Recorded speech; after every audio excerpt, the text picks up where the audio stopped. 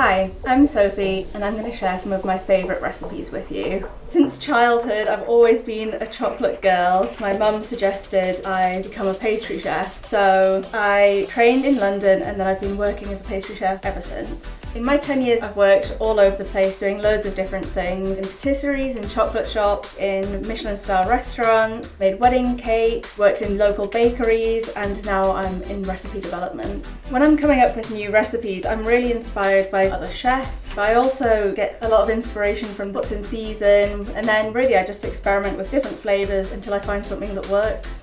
I'm making some cake praline truffles, and for this I'm using cake wastage. I've got some chocolate cake here, but it can be any cake you like really. I just save the tops of cakes that I cut off, or if I have a cake that goes wrong, I dehydrate it and save it and then make a big batch of this cake praline. I've got this dehydrated chocolate cake here, and to start I'm going to make a direct caramel with the caster sugar, and then I'm going to chuck those in, caramelise them, and then that's it for now. Once the caramel's a nice golden brown colour, I'm going to chuck my cake bits in. I'm going to give them a good stir to get them nicely covered, and then I'm going to pour them onto a sheet of baking paper. I'll spread them out a bit so they're not too chunky and don't break our blender later, and so they're a bit more of a manageable size, and then I'll just leave them until they're completely cool.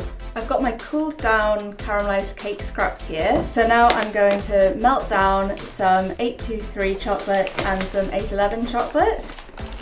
Now my chocolate's melted, I'm going to combine the chocolate caramelised cake scraps and oil in the blender and just blend them until it's quite smooth but still a few little chunks in. We want it to have a lovely crunchy texture. Once all the big chunks are gone, I'm going to add in my roasted hazelnuts. I add the hazelnuts in last because I still want them to be a bit chunky, but we do need it to be pipeable. So I'll give them a little bit of a blitz and then we'll have a look. Now it's the right texture, a little bit crunchy but without too big chunks. I'm going to transfer it into a piping bag and I'm going to pipe it into these Mona Lisa milk chocolate truffle shells. Once I've piped them all in, I've just gone over them to check if there's any that have spilled over a little bit, cleaned them up, and then I'm going to leave those to set at room temperature before covering them. Because I want to keep this recipe as low waste as possible, to cover them I'm using a Rocher glaze that I have left over from my chocolate hazelnut postal cake, but you can use any tempered chocolate, milk, dark, it's up to you. I'm just going to grab one, get a little bit of the glaze in my hand and roll it all around until it's completely covered. This is a messy job. If you have cold hands and you find that your chocolate's setting too fast, just run your hands under a bit of hot water for a while until they warm up. Now they're all coated and the chocolate's set, I'm just going to brush them with a little bit of bronze luster dust with a soft brush. Now I've dusted them all, they're finished and ready to serve however you like.